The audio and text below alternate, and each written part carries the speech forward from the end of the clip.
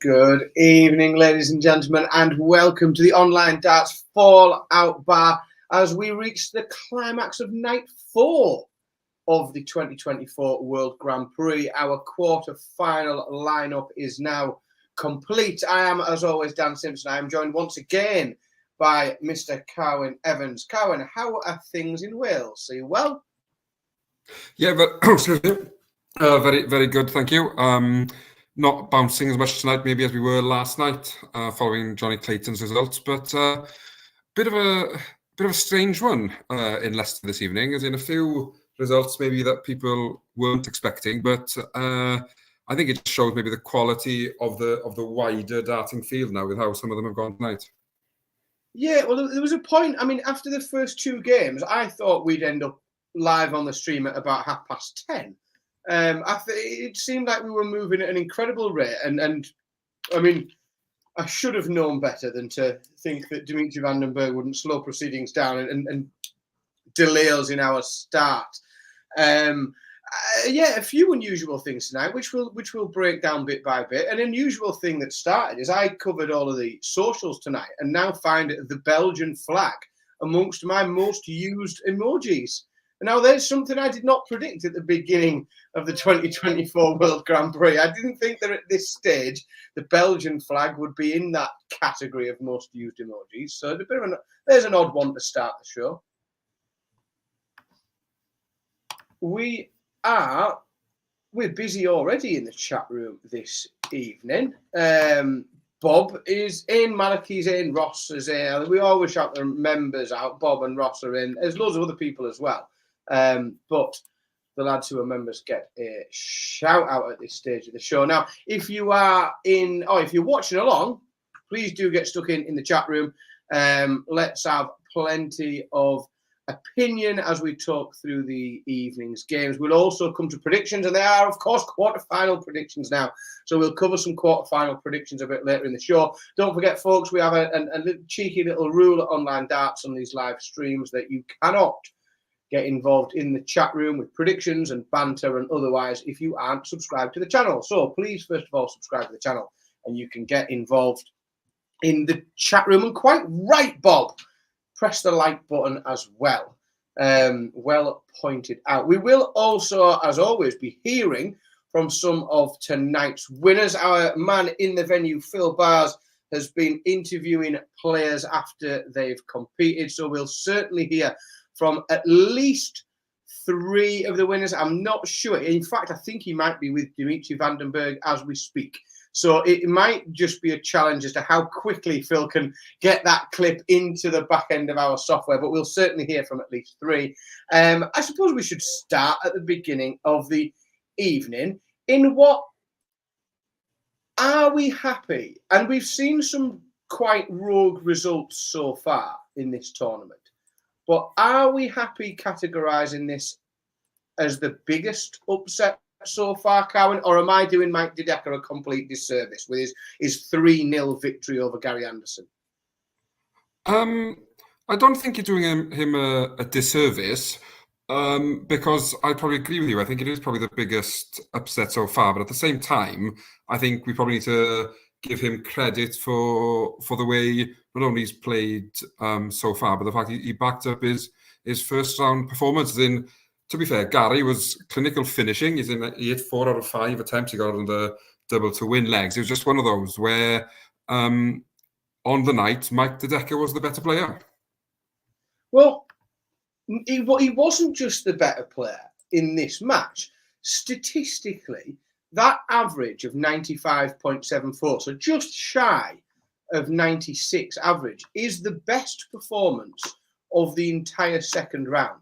So over the last couple of days, of every game that we've seen, that is the highest average. That performance of Mike Dedeker is the best that we've seen.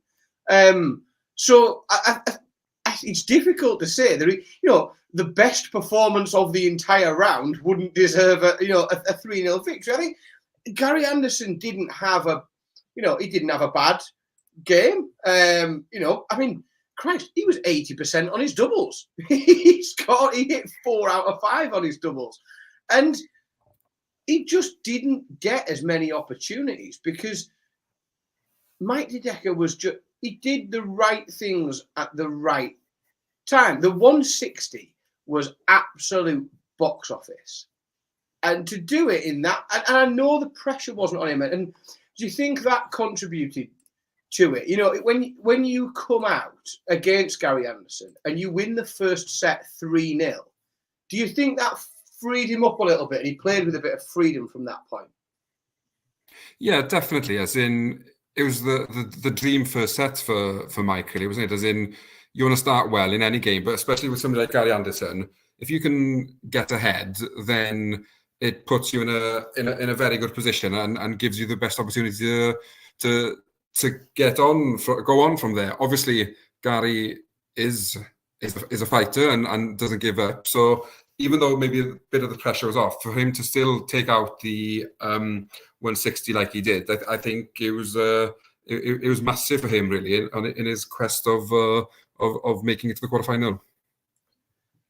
Yeah, I just think it was such a solid performance. He came out absolutely flying, which is incredibly difficult to do in this format. But when you break down the set averages, set number one, he came out and he averaged 100. And then he managed to maintain an average of 94.5 for the next two sets. And it just seemed that Gary couldn't get himself to, or he did. So Gary, in that final set, managed to average 92, and he sort of got himself to De Decker's level. But it was a bit too little too late. The game was already done. You already felt like Gary had accepted what was going on. That is Mike De Decker's first ever PDC televised quarterfinal in what we would consider a televised major. We will come to the quarterfinal predictions a little bit later, but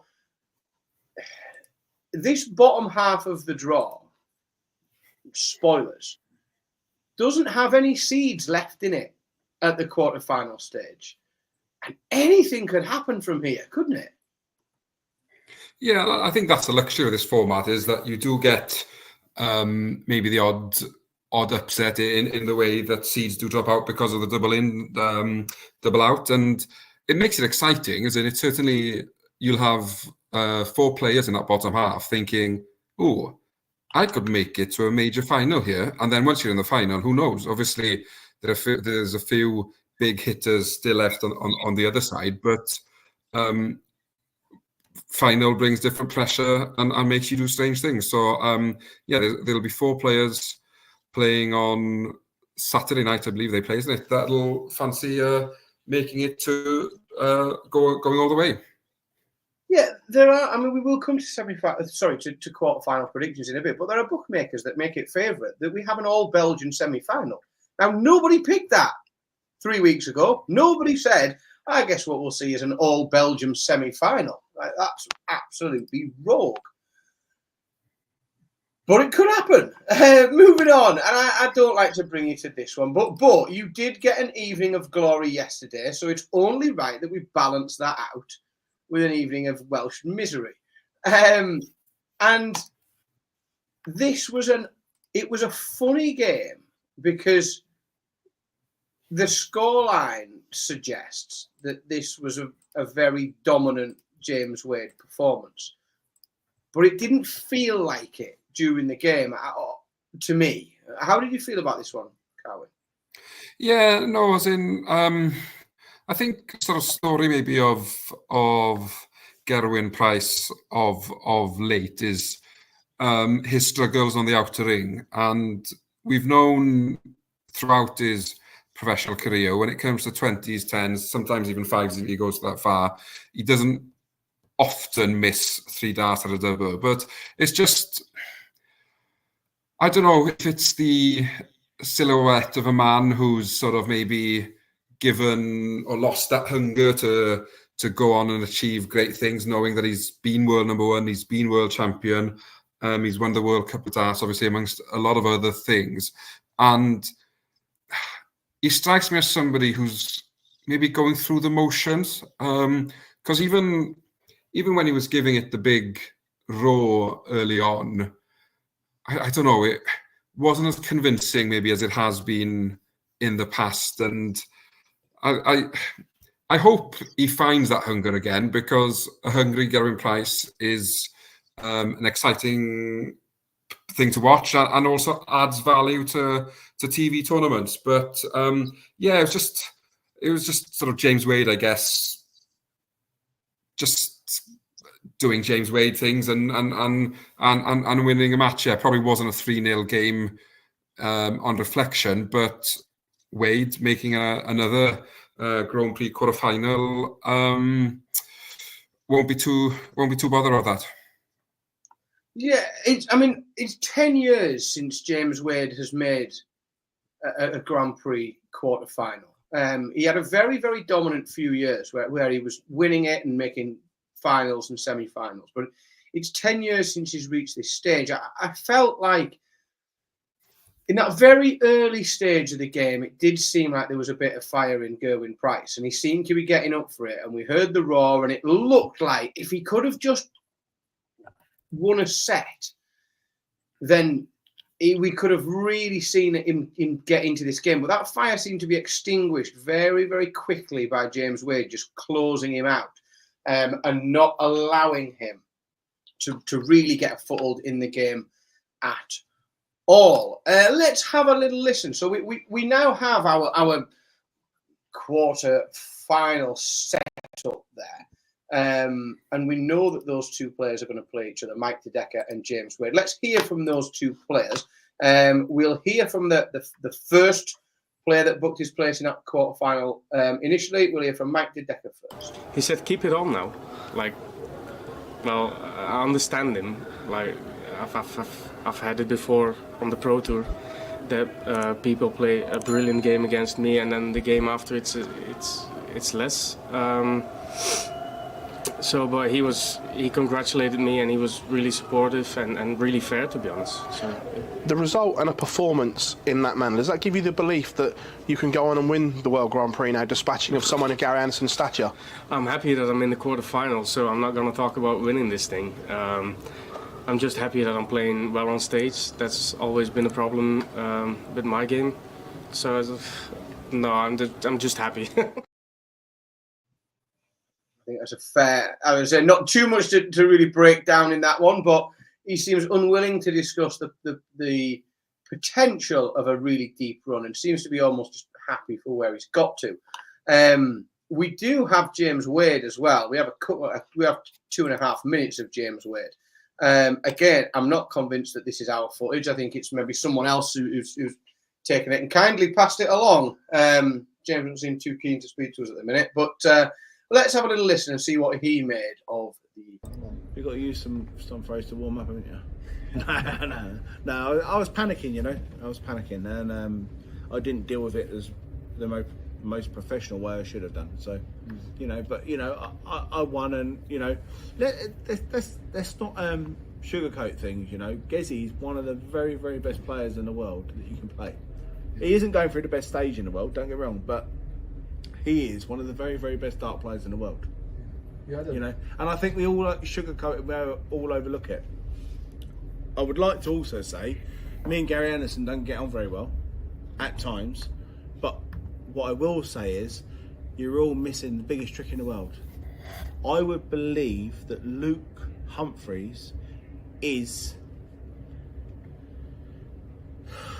probably the second or third best world champion we've ever had. We've had world champions, Gary's one of them, we've had Adrian Lewis, we've had lots of them. Luke Humphries has won almost everything after the World Championships and before it.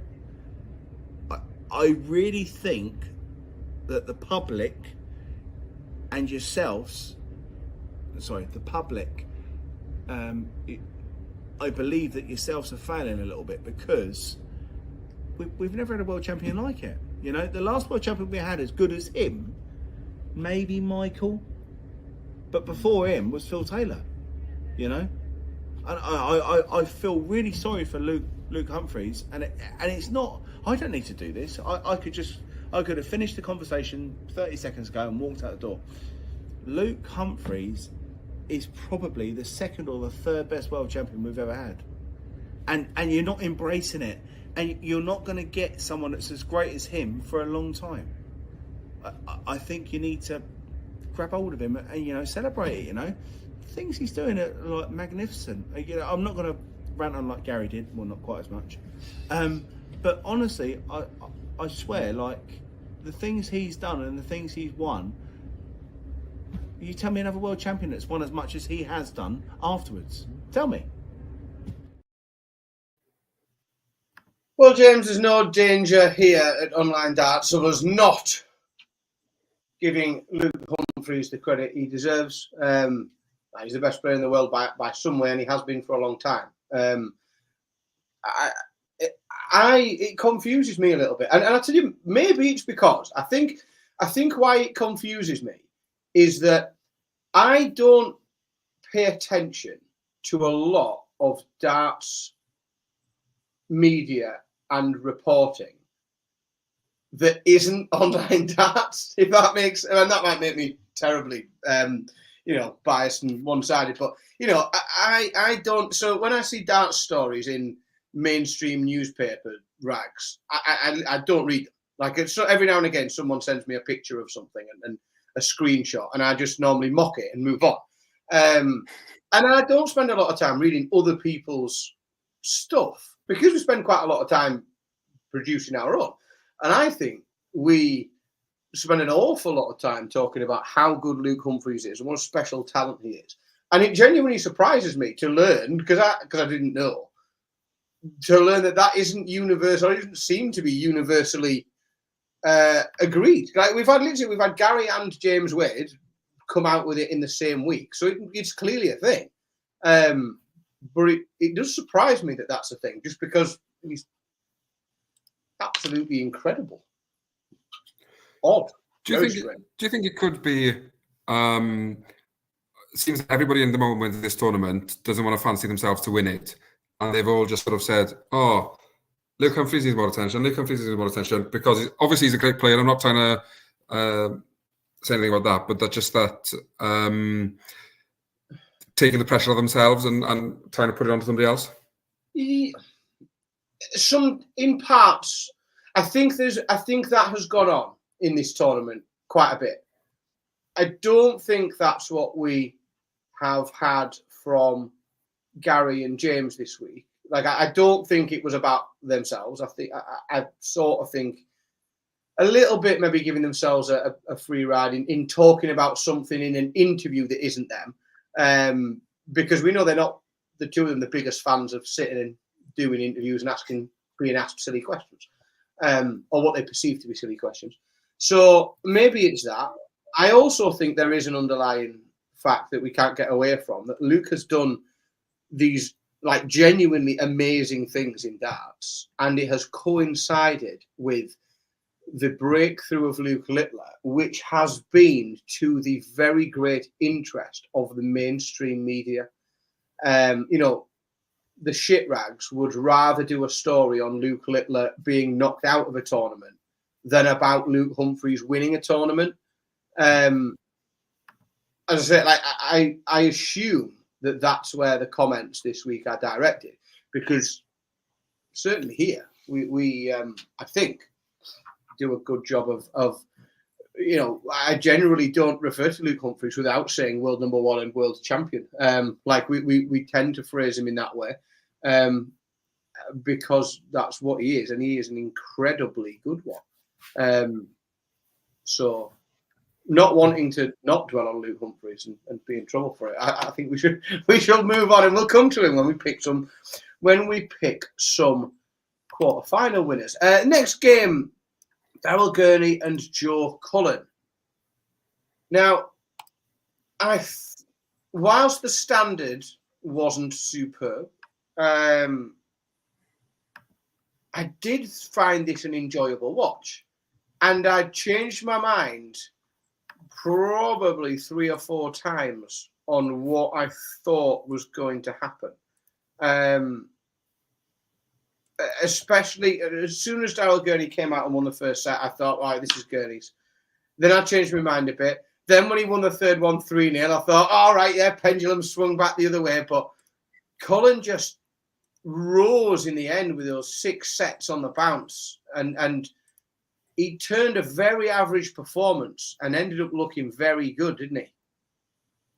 Yeah, he did, and I think Gurney will be one of those players who'll be kicking himself a bit because obviously he got the big win, whitewashing MVG in the first round, and I think, as I predicted last night on the Fallout Bar, I didn't expect him to back it up, and unfortunately for Gurney, it just after running away with that third set, he sort of just disappeared, and Cullen wasn't particularly outstanding, nowhere near outstanding the last 2 sets. He just did enough to win them and book his place in the quarterfinal. And that'll probably do him a world of good because we see him beat himself up when things don't go well, and he's not one to sort of hide his emotions and his feelings after defeat. So to get through a game where he's been nowhere near as good as he can be, and for that to set him up in a quarterfinal of a major where, as we already mentioned, the draw is looking kind on that side of half of the draw. He'll be very happy just to book his place in the next round and hopefully up his game a bit when it comes to the quarterfinal. Well, if you like emotions, I think you're probably going to like this clip that we've got of Joe, because I think this is from the little bit that I've seen. I think this is a pretty honest assessment. That's why we've played absolute. That's why, to be honest. I've had dips in form before in the past, but it's lasted sort of a few weeks. This one's sort of, carrying itself on. So I've had things going away from darts, but so have other players. So I'm not going to sort of heap everything on that and look for that as an excuse. So yeah, I've been rubbish most of the year. I've had a couple of good results here and there, but it's not what I am. I've set myself high standards, particularly over the last 4 or 5 years, and I've dipped from them standards. So I want to get back to where I think I belong. Just want to revisit the key moment. That's why we've played absolute. Thank you, Joe. I mean, don't beat around the bush. Yeah, I mean, let's be honest. It's difficult to argue with the point that he makes. Very difficult to make. Now the thing is, I mean, he's managed to win a set there, that 4th set. He's managed to win that set 3-0, averaging 75. 6 months ago, Joe Cullen doesn't win that set. No, because not only had he lost his form, he seemed to have lost his ability to get things done and to win things and to get matches put to bed and to move past it. We are seeing, I think it's still just the seedlings, just the roots of a return to proper Joe Cullen form. We have seen huge things from him. We've seen amazing stuff from him in the Premier League. We've seen huge stuff on big stages. And that has been sadly lacking. And I say sadly lacking because I think an on-form Joe Cullen is a huge addition to the top-end scene of the PDC. And I'm hopeful that he can retain some of it. It sets up a really interesting quarterfinal, that we will come to and have a little chat about shortly. Once we have dealt with the final game of the evening. Now, I think we predicted yesterday that this would be a tough watch. And I think in general, Dimitri Vandenberg and Dave Chisnall, certainly for me especially, proved to be a bit of a tough watch. There was some positives. The 180 throw-in from Dimitri was tremendous. The 7 180s that he hit. Not only that, but the timing of some of those 180s was great. But Chisnall just didn't put him under enough pressure, or he didn't allow himself to get into this game by closing those doubles out, did he?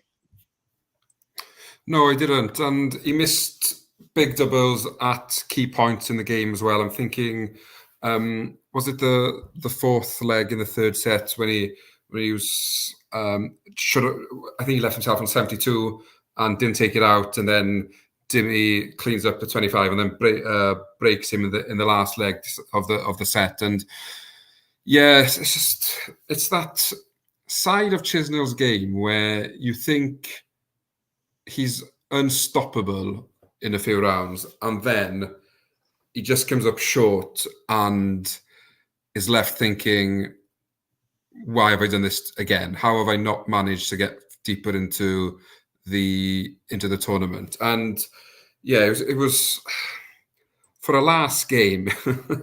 It wasn't the most exciting, and Vandenberg just does what Vandenberg does and wins the match. And yeah, it was, apart from the 180s, there wasn't really a lot to dance about, to use Dimmy's trademark walk on. No, it was. I mean, the doubling was crap, but I mean that first set that somehow he won, but he took it took him 14 darts at a double to hit 3. He hit 20% on his doubles. But then the set after that, he didn't get a dart at double. He didn't throw a single dart at a double in that second. And he sort of took that advantage. He took that early set, which in this format is so important, and then to build on it. And he literally just threw it away. Didn't hit a 180 in the set. Didn't get a dart at a double at all. And he just handed Dimitri a set. And it allowed Dimitri to just build himself up into that game to the point where he was a bit beneath Chisnall, and then he sort of matched him, and then he just surpassed him, and Chisnall, there was too much to do by that point when you can't hit a double. It's very difficult to compete in darts matches if you aren't able to hit the outer ring. We haven't got a clip as of yet from Dimitri Vandenberg, so folks that are interested to hear what Dimitri's got to say, if you find your way over at some point after this show, of course, to our YouTube channel, you'll not only be able to see that interview, but you'll also see the full interviews. What we've showed you from the other players were just short excerpts to have a chat about. So you'll see the full interviews all over on the Online Darts YouTube page. Now it's time for the fun bit, because we get to do some predictions. Don't forget, folks, in the chat room, if you want to get involved, please do get involved with your predictions. Let us know what you think the score is going to be and who you think is going to win. We are playing at this stage the same format that we played in the second round. So still best of 5 sets, which for those of you who aren't good at maths, it is the first of 3 sets. So I will come to you first, Carlin, with what I think. So I think that I've got the running order for tomorrow confirmed, and I think the opening match is going to be the world number 4 Rob Cross against the last Geordie standing, Ryan Joyce. Which way do you think this one is going to go? As in, I think Joyce has done very well to get this far, and probably, as he said in his interview afterwards, probably after beating Aspinall, nobody much expected him to win that game, and he's a bigger threat to those seeds, maybe who are above him as opposed to below him in the tournament. I just think in Rob Cross, you've got that sort of old school type sort of darts player that just, you know, Mr. Reliable, as in he gets the job done. If you stick him on last in the pub team and it's 5-all into the decider, he wins the decider for you. And I think Joyce can make a game of it if he nails that double 16 to start the legs. As in, if he can get off within 3 in every leg, it's going to be a cracker. I just think Cross has a bit more than him and wins 3-1. Oh, it's so rare that I pick against one of the lads from the northeast. But I think that Ryan Joyce will have to play so well. He'd have to play so good to beat Rob Cross in this game. I just don't think just don't think he'll have it left in the tank. He's, I don't want to say he's overachieved in getting to this stage, in making a quarter-final. But I think that making the quarter-final is a big achievement for Ryan Joyce, and it's something that he can build on as we get into silly season and we've got more and more big events coming up, and having that experience of beating high-ranked players and making a quarter-final is almost the best thing that he can take from this. But I think Rob Cross beats him 3-1. Let's have a look at the chat room. Members go first. Bob has got Cross as a 3-0 winner. Ross has got Cross as a 3-1. He agrees with us. James has got Cross 3-2. Robbie's got Cross winning 3-1. Patrick's got a 3-1 pick. Malachi has got it a little bit tighter. He's got it 3-2, as has Daz. Malachi and Daz are willing to give Joyce 2 sets. We haven't got anybody in the chat room. I think that's because Chris isn't in, who always backs a Geordie a little bit like me. Rob sometimes comes out for the North East lads as well, but he's not put a pick in yet. I know he's floating around in the chat room. Right, next one. I think this is a tough pick. Because who knows which... Oh, we've got a late one there, but I'll give it on. Andrew's gone with a Cross 3-1 win. Don't forget to come back tomorrow, folks, where we can ridicule everybody for making silly picks when Ryan Joyce wins 3-0. Next game, Joe Cullen against Dimitri Vandenberg. And this is now, here's something that 18 months ago I didn't think we would be saying. I didn't think we'd be saying that Joe Cullen, Dimitri Vandenberg is world number 19, plays world number 14. There's something that when they were both in the Premier League a couple of years ago, I wouldn't have expected to have to say that out loud. But I shall come to you for your prediction on this one, Carlin. What do you think? Yeah, I think it is strange, really, isn't it, when you think how these two have fallen down the rankings, and especially Joe Cullen. It must hurt him so much being out that elusive top 16. And as in, even though he was brutally honest about his performance and maybe admitting he's been in this slump for a little bit longer than his usual dips in form, I've got a sneaky feeling this could be the tournament that reignites the Joe Cullen fire. And I think he beats Dimi. And I think he does it 3-2. I think he'll go to the last set, but I think a bit like tonight, I think Cullen will just breeze through the deciding set and make his place to the semis.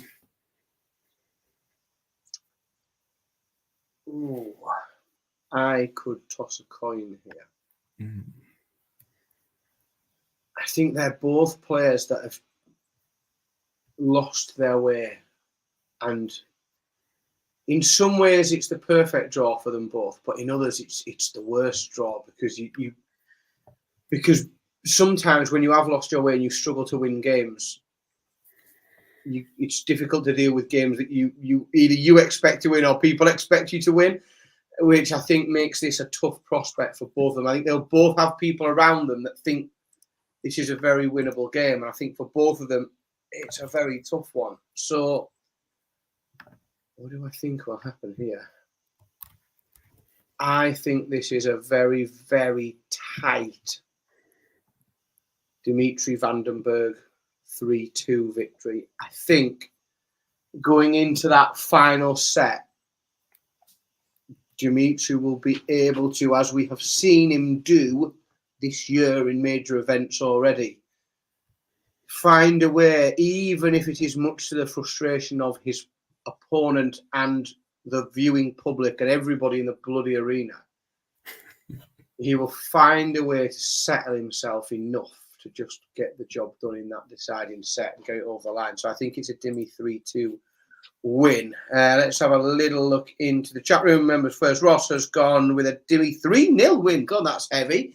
Bob has gone the opposite. He's gone 3-2 to Joe Cullen.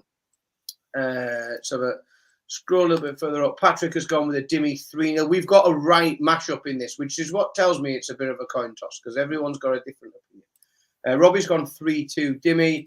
Malachy agrees with 3-2 Dimmy as well. Daz has gone 3-1 to Cullen.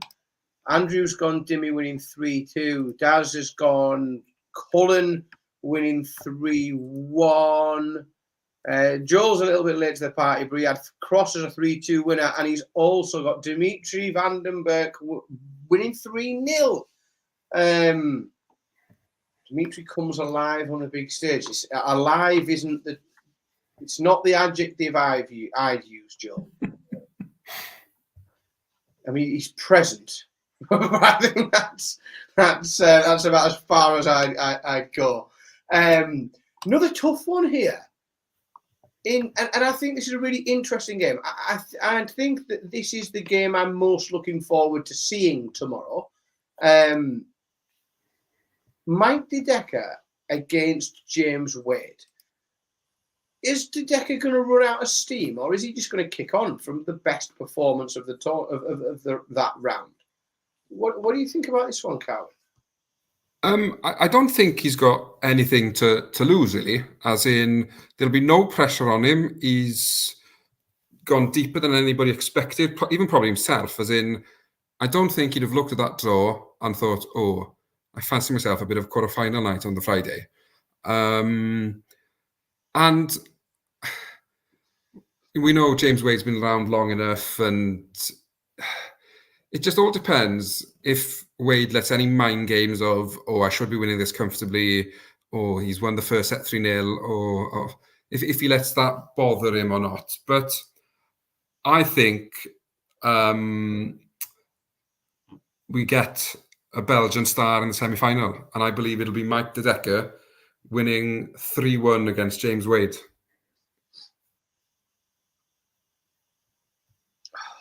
It's getting boring, this. This is why it's nice to sometimes have a Cam or Gob along with us, because they're daft and pick strange things. But I am inclined to agree with that prediction, and I think there's a few reasons for it.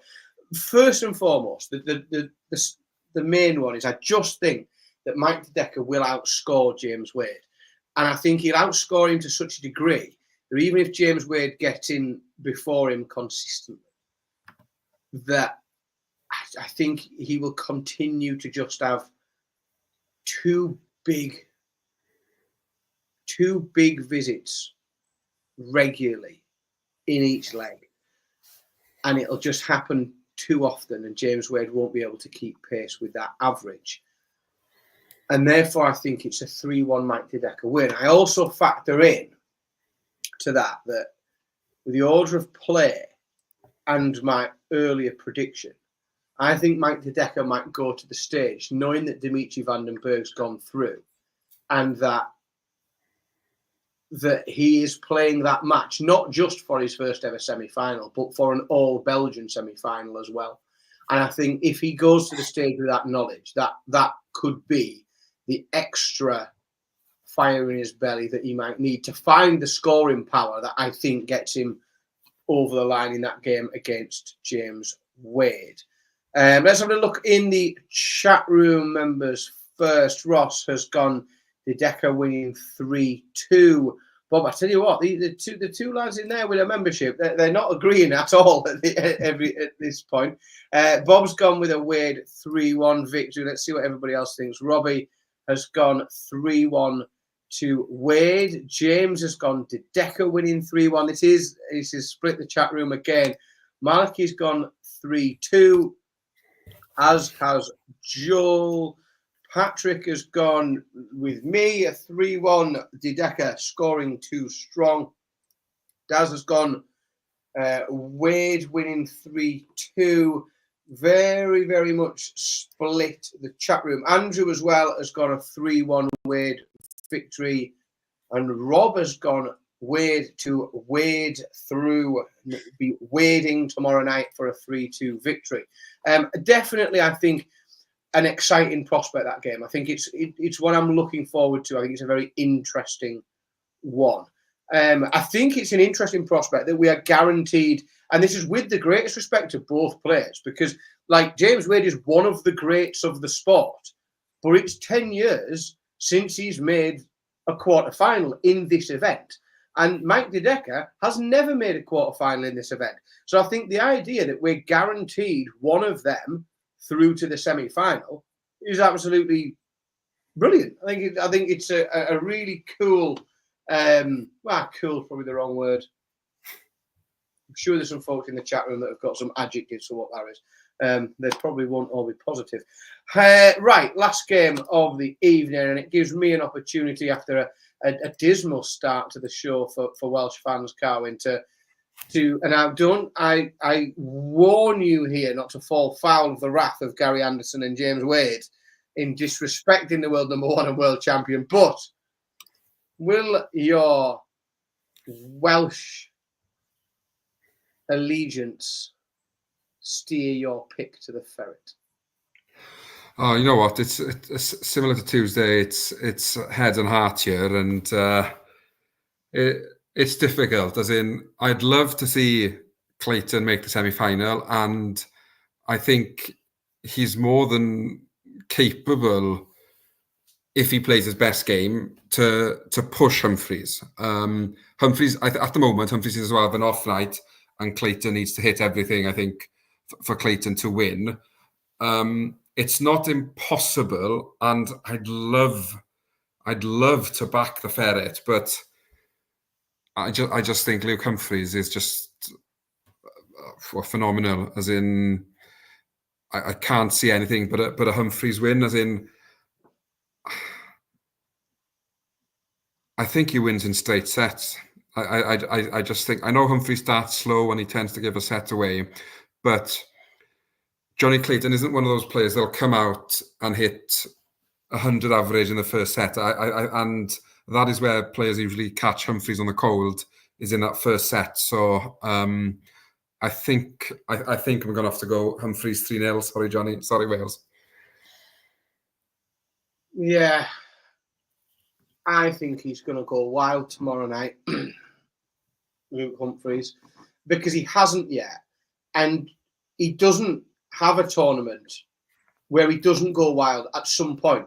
Sometimes it's in the first round, and then he finds himself not getting through to the final, but there isn't a tournament really now where he doesn't at some stage go completely wild. The last couple of games he's played, he's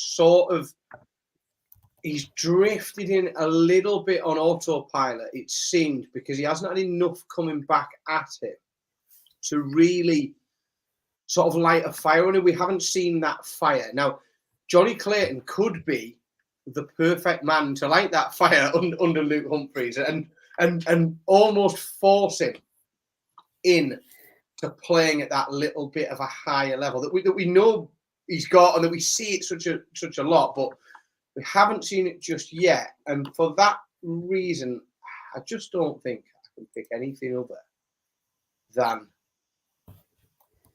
do I give Johnny a set? Do I give him a set?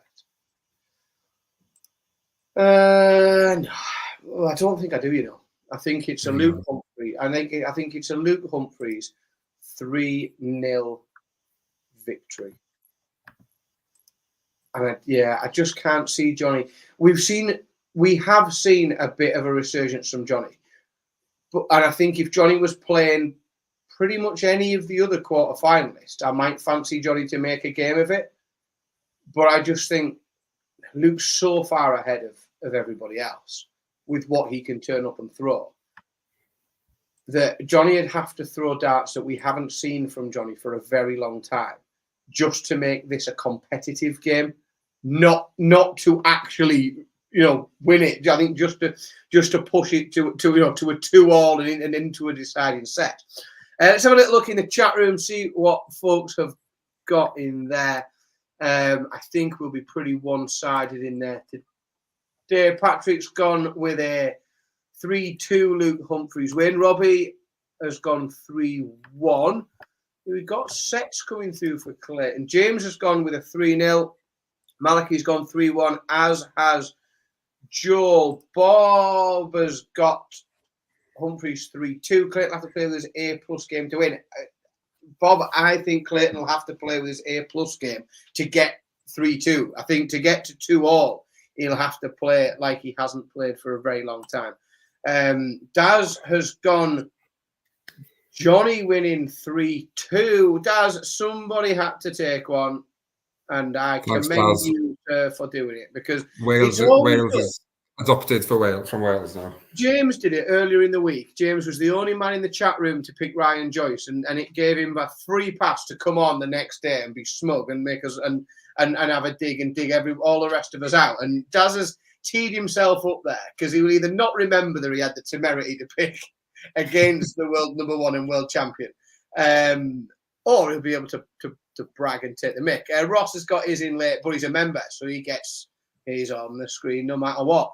Ross has gone with a 3-0 Humphreys win. Now, just before we go, and I'm doing this, we've got in a little bit of a reverse order, but you will remember a little bit earlier, I said if you wanted to see the Dimitri Vandenberg interview, you'd have to go to our YouTube channel and you'd see it there. But Phil Bars is a busy bee, and he is busy working away in the venue. He's managed to get Dimitri Vandenberg's interview into the back end of our system.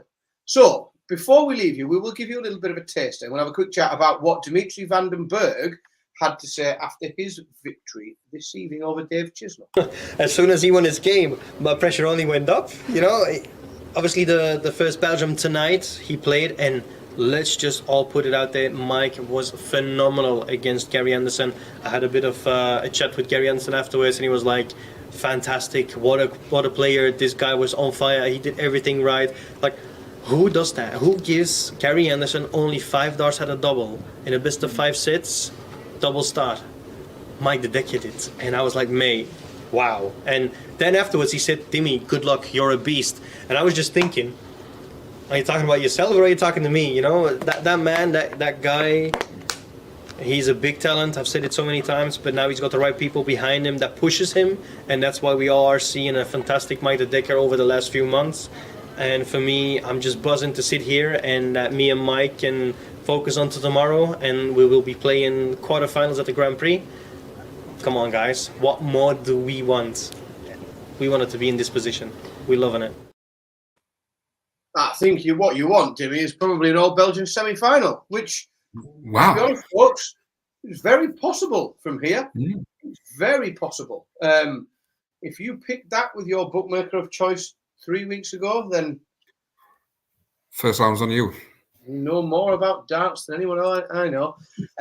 Right, folks, like I said a few minutes ago, these interviews, the bits that we've chopped in tonight, they are just teasers and tasters. You can see all of the interviews in full over on our YouTube channel at Online Darts. Thank you very much, as always, for everyone that's got involved in the chat room. It's been buzzing again all night tonight. It has been all week. The predictions, the banter that comes in the first half of the show while we review has been absolutely top draw all week. Tomorrow night is my night off. It's the only session that I'm not going to be here with you all this week. Cam McFarlane is kindly stepping into my chair and he's going to host the show tomorrow. So Cam will be back tomorrow. I will see you all on Saturday. Carwin, thank you very much again for joining me this week. It's been fantastic to have you along. Thank you, everybody in the chat room. Don't forget as well, folks, this is, and you've all seen it once, but you might want to listen to it again tomorrow or tell your nan or something else. Available as an audio-only podcast for those of you who like a podcast from wherever you get your podcast from. Thank you very much indeed, folks, for watching, and good night.